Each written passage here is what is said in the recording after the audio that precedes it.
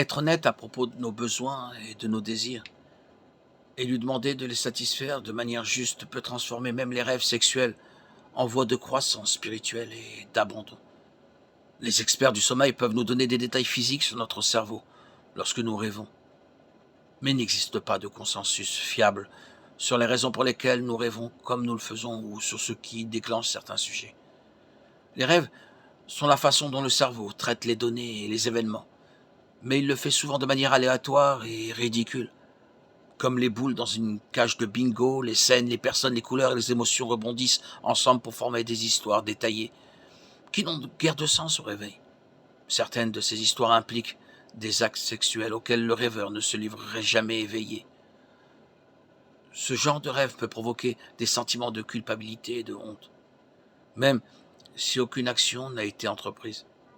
S'il est vrai que nous avons tendance à rêver davantage de choses qui occupent notre esprit éveillé, ce n'est pas un fait absolu. Quiconque a déjà rêvé de faire quelque chose qu'il trouve moralement répugnant le comprend. Quelqu'un qui rêve de regarder son professeur de CE2 jouer au tennis avec un raton laveur n'a pas besoin d'être admis dans une unité psychiatrique. Ce n'était qu'un rêve étrange. De même, un homme qui s'efforce de vivre dans la pureté, mais rêve d'avoir des relations sexuelles avec une série de femmes, dont aucune n'est sa femme, n'a pas besoin de se repentir. Une femme qui fait des rêves sexuels n'a pas non plus besoin de se repentir des actes commis dans ses rêves. Ce n'était tout simplement qu'un rêve étrange.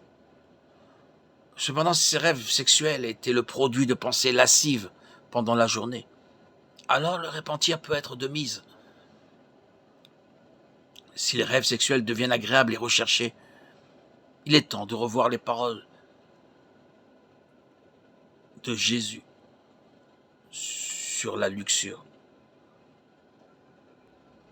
Nous lisons dans Matthieu 5, 28. « Mais moi je dis, quiconque regarde une femme avec convoitise dans les yeux a déjà commis un adultère avec elle dans son cœur. »